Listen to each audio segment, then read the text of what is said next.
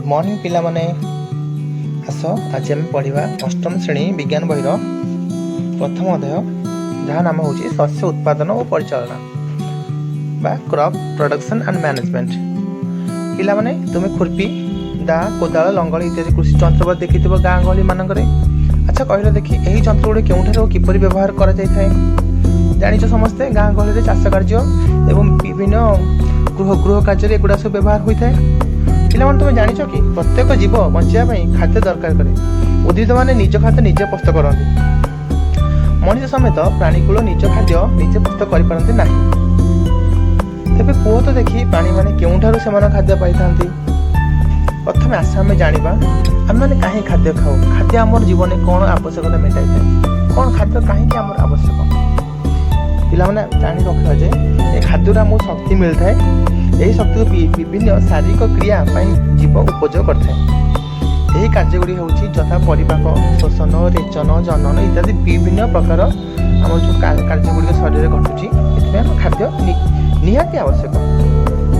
यही खाद्य आम उद्भिद ठारू प्राणी ठारू कि उद्भिद और प्राणी उभय ठारू आम पाई जेहेतु आम समस्ते खाद्य दरकार करूँ ताहले आम जाना आम जो जनसंख्या अच्छी एत संख्यक जनसंख्या को लोक मानू किभली एत परिमाण खाद्य किभली केउठार आसता तो ए विषय में आम जानापी तो ये विराट जनसमाज को खाद्य जोगाई हेले आम नियमित उत्पादन ठीक परिचालना सुषम बंटन एकांत आवश्यक।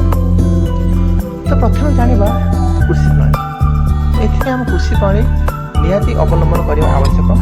पिलाମାନେ तुम जानिछ ख्रीष्टपूर्व 10,000 वर्ष पर्यंत लोक मैंने जाजाबर जीवन यापन करते से विभिन्न गोष्ठी रही खाद्य अन्वेषण करते एड़े तेड़े घूरी बुलते से कच्चा फल पनीपरिया खाऊले खाद्यपाई प्राणी शिकार करते पर से कौन कले जमी रे चाष कले नदी कूल प्रथम अधिवेशन स्टार्ट बास करते नदी कूल एथि बास करते से जल एवं नदीर उर्वर पटमूर्तिका इत्यादि पाई जाते जोटा कि चाष भल होता तो से चाष करने जो आरंभ कले प्रथम से धान गहम अन्य शस्यजात पदार्थ उत्पन्न कले। यहीपरि कृषि आरंभ है कौन प्रकार गोटे उद्भिद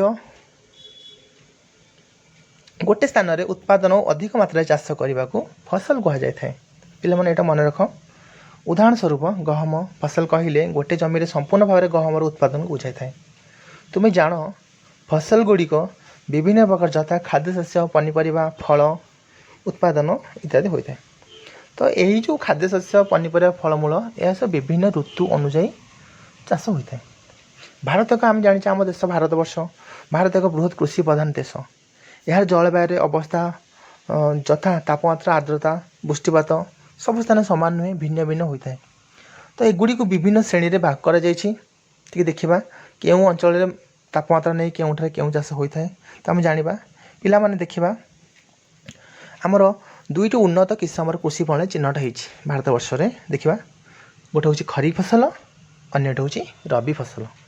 तो खरीफ फसल विषय बुझा पिला बर्तमान क्यों दिन चलती वर्षा दिन तो यही वर्षा दिने चाष कर फसल को आम खरीफ फसल कहते हैं।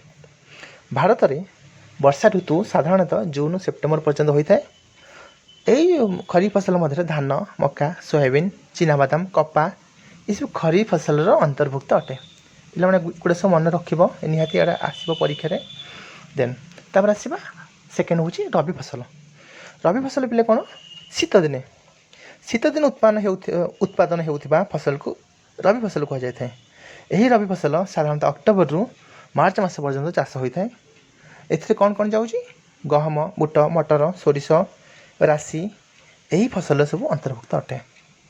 एतद व्यतीत विभिन्न स्थान में डाली जातीय फसल एवं पनीपरिया मध्य ग्रीष्म ऋतु में उत्पादन करा जाय थाए।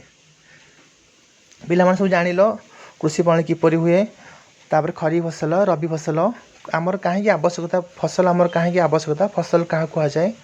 तो आज आम एति पढ़ा आउ जो नेक्स्ट पाठ गुड़ाक अच्छी आम पूर्व क्लास रे पढ़ा।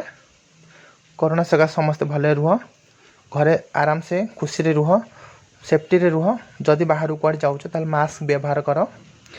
Stay home stay fit. Thank you.